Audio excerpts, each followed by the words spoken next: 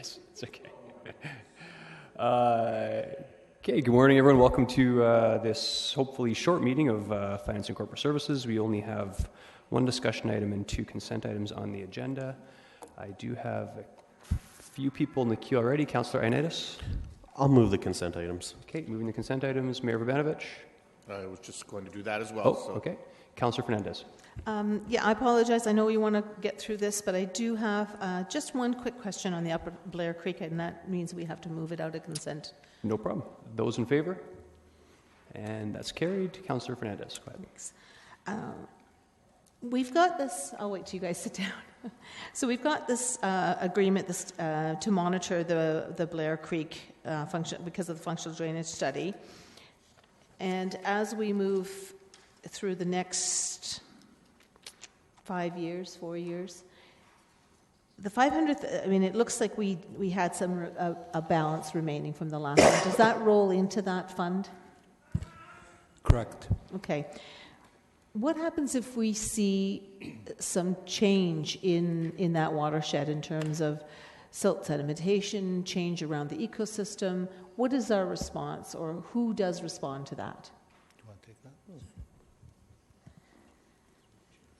Through the chair, what happens is GRCA will be monitoring the creek and streams in the area, and through development, if things change, their plans change with it.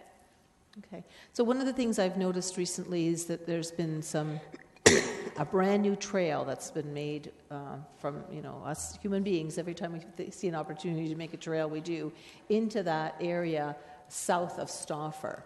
Is that something we'll be monitoring, because it does navigate across a couple of through the watershed from the Blair Creek? Through the chair, yes. Everything in the area, all the developments in the area, as well as within all the different streams, there's specific monitoring with flow monitoring, sediment monitoring, and aquatic species monitoring. Okay, great. Thank you very much. Okay, I don't see anyone else in the queue. The consent items have been moved. Those in favor? And none are opposed. Very good. And we'll move on to item number 3. There is no presentation on this, so we can get right into questions on the collaborative municipal funding for key cultural institutions. Councillor Ioannidis. Again, I'll just move this one. Okay, it's been moved. I'm not seeing... Oh, Councillor Gazzola. Yeah, I'm trying to figure out exactly what we're doing with this recommendation. What are we really accomplishing here? This doesn't give any breaks to the arts community or any breaks to our ratepayers. So what are we doing? Okay, more specific than what's detailed in the report. What specific is, what are we doing? I'm not really sure. What are we accomplishing with this recommendation? Okay, it is detailed in the report, but I'll let Mr. Bloom go ahead. Through the chair, simply put, before this process started a year ago, each organization dealt with each municipality separately. Really, this is about dealing with these 4 institutions in a more collaborative manner amongst the 2 cities in the region. Does the bottom line in all of this change in any way as a result of this? Through the chair, financially, no. It's more about better communication between the organizations, collaboration with the municipalities, and ultimately, hopefully, better transparency in the end. Thank you.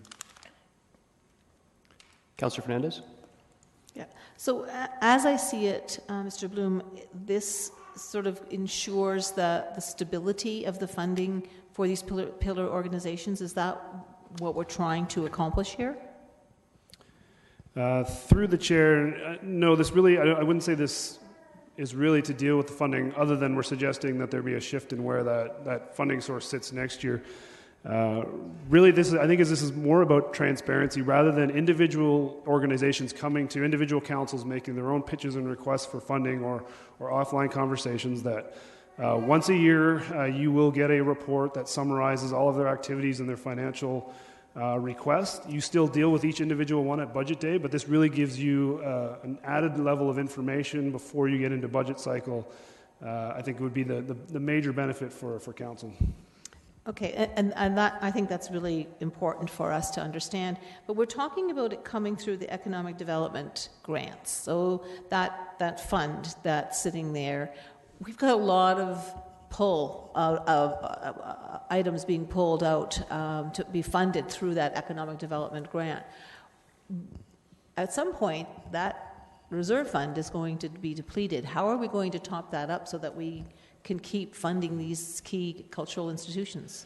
So through the chair, just to be clear, so what we're actually suggesting is not in the economic development reserve. It's actually an operating line within the economic development budget. So right now, these get funded through Tier 1 as an operating expense, and we're simply moving that to a different operating expense within the economic development budget. So this won't show up on the reserves, though. So this would have permanent annual funding that you'd have an ability to adjust on a yearly basis. I see. Okay, that's great. Thank you. That clarifies it for me. Councillor Gazzola? Yeah, I'm sorry, I meant, this really has, we're not reducing Tier 1 or leaving open space there, that's not, No, it's a straight transfer. okay, Yeah. thank you. Okay, there are no further questions. My only question, actually, no, I'm just going to make this a comment. Councillor Fernandez, room for comments? Okay, go ahead. Just a request to have a recorded vote on this one, please. Recorded vote, certainly. Okay. Comment on this. It's been moved by Councillor Ioannidis, and I'm inclined to support it. My only concern on a go-forward basis is that I think the way that we've been doing it so far within the Tier 1, I think we've done a pretty good job of keeping the increases by our own metrics reasonable within the rate of inflation, that sort of thing. So while I get the economy of scale for these key cultural institutions going forward, I think that part of this is great. I just want to voice, I do have some concern that it may also create additional pressure as a combined entity for this council to increase funding beyond what we currently do. I'm not saying that's going to happen, but it is a concern of mine. But I will support it and see where it goes in the future. It's moved by Councillor Ioannidis. Those in favor? Oh, pardon me, recorded vote was called. I apologize. And the voting is open.